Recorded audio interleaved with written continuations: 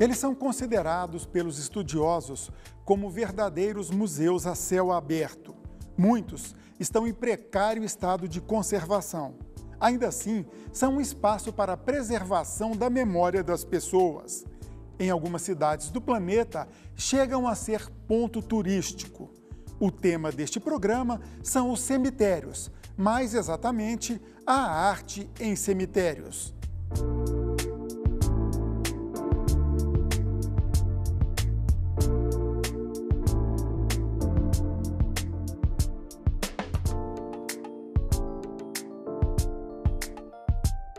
E para falar sobre a arte em cemitérios, convidamos uma especialista no assunto, a professora, doutora e pesquisadora Maria Elísia Borges. Professora, muito obrigado por se dispor a falar com a gente aqui. Enzo, eu que agradeço o convite em nome da sua pessoa. Eu quero agradecer a TBC para vir aqui falar de um assunto que, em princípio, ele era muito renegado. E que hoje, com a pandemia, ele volta a ser bastante desejado, vamos assim dizer, porque hoje, infelizmente, morrem-se muitas pessoas e os parentes não têm condições de ir no enterro. Professora, eu falei no texto inicial que os cemitérios são considerados museus a céu aberto. Explique isso para o nosso telespectador, para quem está nos assistindo. Isso é um modo de dizer que neste cemitério você vai encontrar vários modelos de túmulos, os mais variados possíveis, né? Por exemplo, a partir do século XIX, que é quando surge esse cemitério secularizado, as famílias elas têm condições de poder fazer um túmulo mais elaborado ou menos elaborado. Porque antes os cemitérios ficavam nas casas, nas igrejas? Não, nas igrejas. E no interior das igrejas não tinha muitas variações, vamos assim dizer. É com o cemitério secularizado, administrado pelo órgão público, né, geralmente pelas prefeituras, é que cada família pode fazer o túmulo da sua maneira. E de acordo com o poder aquisitivo, né, ela investe mais ou menos.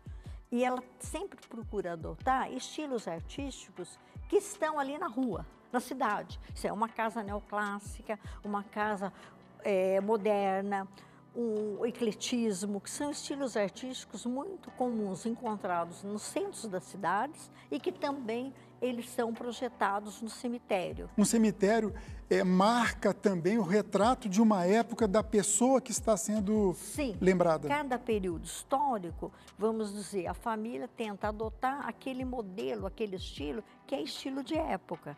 Ele tenta, na realidade, o cemitério é uma síntese da cidade. E ele tenta reproduzir lá dentro aquilo que tem lá fora. No Brasil, a morte é uma coisa meio assim que assusta. Existiu ao longo do tempo resistência para fazer essa associação de cemitério com arte?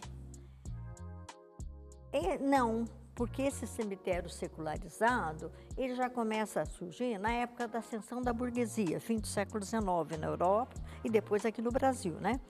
E dentro desse aspecto, essa família ela tem necessidade de se projetar no cemitério, fazer no cemitério uma capela que seja importante, assim como é importante a casa dela lá na praça, em frente à igreja, né? Porque, o que eu falo, o cemitério, ele reproduz um pouco daquilo que é a cidade.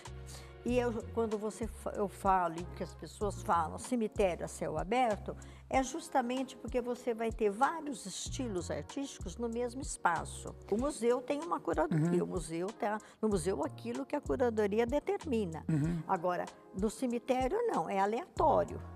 Acaba sendo até mais democrático se pensar nesse aspecto, e mesmo né? aleatório e democrático, você pode visitar o cemitério e dar uma aula de história da arte explicando os estilos artísticos que tem ali dentro. Embora o cemitério seja secularizado, administrado pela prefeitura, ele traz dentro dele a religião. E como nós temos o cristianismo como sendo prioritário, então as famílias têm como hábito colocar símbolos cristãos nos seus túmulos. Vamos falar agora do trabalho da senhora, da sua equipe e de cemitérios goianos. A gente tem até, está disponível na internet, né, um belo trabalho que vocês fizeram em cima do cemitério Santana de Goiânia, cemitério São Miguel de Jataí, Pirenópolis e cidade de Goiás. O que a senhora pode falar desses cemitérios, das fotos, o que tem lá? É um marco de preservação de poder de famílias? Como que é? Vamos começar pelo cemitério da cidade de Goiás, que era a capital. Ele é um cemitério que é de 1858, é o cemitério mais antigo do estado de Goiás. E a cidade de Goiás detinha o poder. Então, o que nós temos? Túmulos de desembargadores, túmulo de uma série de famílias que são tradicionais da cidade de Goiás, né? Família Bulhões, família Caiado, família Fleury, todos eles estão enterrados lá. Então a gente percebe que aquele cemitério ele é até interessante porque ele é subdividido em áreas em que tem determinadas famílias que estão todos enterrados mais ou menos próximos. Por exemplo, a família Mulhões tem um pedaço lá que é só deles, como é que se diz. E a gente vê, então, a importância que essas famílias, né, foram para a cidade de Goiás, né, como políticos, como pessoas detentoras do poder econômico, e que lá são teus túmulos, né? E esses túmulos, ou eles têm busto das pessoas, que é importante, o busto, né? Ele representa, é uma imagem cívica que mostra o status da pessoa, a importância da pessoa. E tem também os símbolos religiosos, que às vezes estão juntos. Sim, põe uma cruz e ao mesmo tempo põe um busto, põe algum elemento, algum símbolo cristão, associado também com esse busto sempre, né? Por quê? Porque é o status, né? Essas pessoas elas têm uma necessidade de se projetar no cemitério, assim como se projetavam lá na cidade. Então, o cemitério é um lugar de memória. O cemitério retrata justamente as pessoas que ajudaram a construir a cidade, mesmo aquelas pessoas anônimas que construíram, que também contribuíram. Como se dá isso com pessoas anônimas? A senhora falou das famílias tradicionais, fica evidente, né? Mas como agora, uma pessoa... o anônimo também está ali presente. Né? E esse anônimo, em determinadas situações, ele chega até a ser importante também, né? Que nem eu tenho um aluno que ele está fazendo um trabalho muito interessante, que é um túmulo de uma pessoa anônima, em termos, porque ele é um estrangeiro, que ele era nazista, e é um túmulo muito simples e que tem o símbolo do nazismo, a suástica. Na cidade de Goiás tem um túmulo com que tem uma suástica. É uma tese de mestrado de um aluno meu. Agora, essa suástica nesse cemitério é muito estranho. Totalmente. Agora, essa pessoa, Gessel, ele chama, ele trabalhava na companhia Força e Luz. Então, ele era, vamos dizer, um funcionário importante da companhia Força e Luz, que tinha um vínculo com um grupo social limitado, é lógico que ele não pertencia à elite de Goiás, né? Veio a falecer com 33 anos só. E aí foi colocado esse túmulo, que de certo esses amigos dele, não tinha parente nem nada, não sei, de certo ele falava que era nazista, sei lá como, e aí eles colocaram esse símbolo, que é um estranho no ninho. Você tem, na quadra 7, uma série de túmulos, todos religiosos, que tem cruz, que tem imagens de santo, que tem uma série de características nesses túmulos que estão todos cristãos. E, de repente, esse túmulo insignificante, vamos dizer, ali do lado, mas que mostra que choca, uma leitura que choca. Professora, falando agora de outros dois cemitérios que têm a mesma denominação de Goiás, São Miguel. Cemitério São Miguel em Pirenópolis e Jataí. O que a senhora fala desses cemitérios? Por exemplo, eu vejo assim, o São Miguel de Arcanjo, ele é um santo justamente intermediário, né? Entre a terra, o bem e o mal, né? Entre a terra e o céu. No estado de Goiás, nós temos uma série de cemitérios que tem esse nome. Cemitério de São Miguel, por exemplo, em Pirenópolis, cemitério São Miguel na cidade de Goiás, Rio Verde, Jataí, cemitério São Miguel, né? E deve ter outros cemitérios São Miguel aí em todos os outros cidades do fim do século XIX aqui no estado de Goiás. Então eu percebo que eles escolheram o São Miguel aqui no estado de Goiás, que é um santo que é muito cultivado pela Igreja Católica aqui, se bem que aqui em Goiânia é cemitério Santa Ana, porque já é um cemitério do século XX. A senhora se Aí já refere não ao repete. cemitério Santana, o primeiro. Santana, que era em homenagem a Santa Ana. Sim. E a Art Deco teve muita influência nele? O Art Deco, ele vai surgir mais aqui em Goiânia. O estilo Art Sim. Deco, que é o estilo que tem a ver com a cidade, com a arquitetura da cidade no início. E ele é uma característica Art Deco, a portada dele. Todos os cemitérios, esses cemitérios que a gente chama de seculares, eles têm sempre uma nave central. Seria que leva uma rua capela. inicial?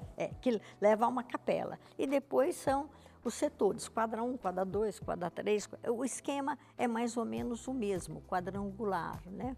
E aí você tem aqui, no caso de Goiânia, né, alguns túmulos que têm características do Art Deco. Como último tópico da nossa conversa, eu queria falar com a senhora sobre epitáfios de duas pessoas enterradas, né? Cora Coralina e do escritor, do intelectual Léo Lince. Conta um pouquinho a curiosidade. Eu acho muito interessante o caso da Cora, por exemplo, né? Em 65, ela resolve fazer o epitáfio dela. Porque, não sei se ela achava que ela ia morrer, ela já tinha 75 anos, mas imagina, ela morreu só em 85. Né? Então, ela faz o epitáfio dela e é muito interessante, porque hoje nós temos lá a Marlene, que administra o Museu da Cora Coralina, e ela fala que esse epitáfio andava pela casa inteira, porque ela não morria e ela mudava o epitáfio de lugar. E ela fala que ela fez o epitáfio porque ela não queria que as pessoas escrevessem bobagens sobre ela, que ela não era fácil, a Cora Coralina. Era geniosa, né? Geniosa. Agora, o que ela fez, que também é muito interessante, porque o pai dela foi um desembargador e foi enterrado lá. E tinha um túmulo do período dele, que ela, quando o pai morreu, ela tinha 3 anos, ela mal conviveu com o pai. Então, o que ela fez? Ela comprou o túmulo do lado do pai, juntou, fez um túmulo moderno e, vamos dizer, os restos das esculturas que tinha no túmulo do pai, ela colocou, distribuiu assim aleatoriamente dentro do túmulo. E é interessante porque esse epitáfio, ela, é lógico, ela é poetisa, ela escreve um texto valorizando muito a paisagem, valorizando muito a natureza, que vocês depois vão ver, e também valoriza o artista como um elemento criador, que eu acho isso interessante. Ela puxa para isso, para mostrar a importância da pessoa viver e, enquanto viva, ser um artista. E o epitáfio do Léo Lince? O título dele é Conversar com o Coveiro. Ele mostra para o coveiro que ele está chegando muito cedo e como é que ele gostaria, né? O que existisse em volta do túmulo dele? Árvores. Então, vocês notam, esse amor à natureza está nos dois poetas. E ele fala, por exemplo, que ele não tem dúvida até que ponto, né? Quantas pessoas iriam lá visitá-lo. Mas não importa, o que importa é que ali vai ser o lugar de descanso dele. Eu acho isso muito interessante. Como que ele puxa pela valorização da natureza e quanto que ele valoriza, assim, ele assume, já está na minha hora. Bom dia, meu coveiro. Aqui me tens, amigo. Perdão se vim bater-te a porta assim tão cedo.